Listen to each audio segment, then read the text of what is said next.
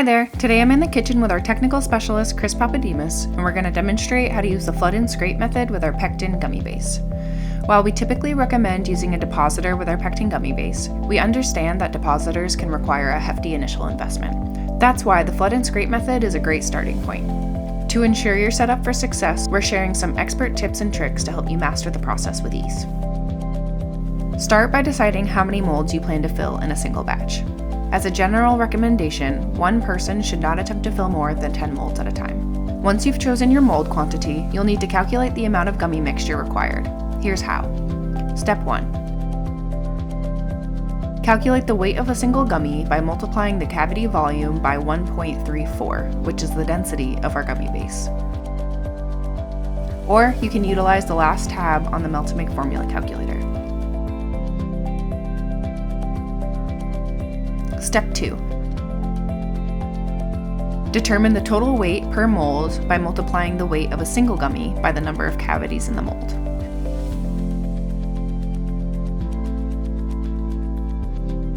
Step 3.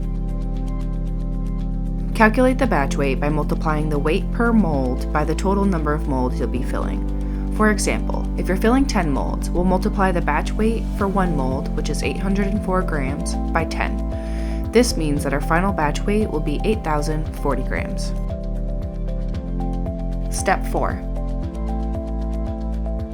Add a 5% buffer to the total batch weight to account for typical line waste and ensure you have enough material to fill every mold completely.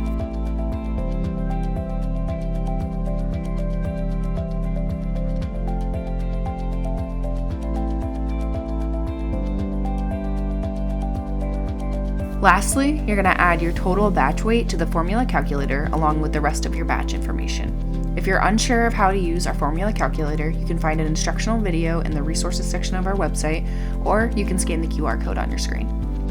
Next, you're going to arrange your molds on your table as tightly together as possible to eliminate gaps, which will lead to excess waste. The next step is to prepare your batch. Follow our pectin work instructions for a step-by-step guide. When utilizing the pour and scrape method, we recommend cooking your batch to a slightly lower Brix than normal to slow the gelling process. Doing this will increase working time and make the mixture easier to spread. For classic pectin, we recommend a final Brix level of 76 to 77, and for sugar-free pectin, we recommend a final Brix level of 71 to 72. Once the pectin reaches the right Brix level, add your citric acid, whisk thoroughly, and then pour the mixture evenly across the molds, focusing on the center of the mold to prevent excess overflow. Then quickly scrape using even pressure, working your way to the outside of the table to ensure each cavity is fully filled. For larger batches, having an additional team member or two can be essential for best results.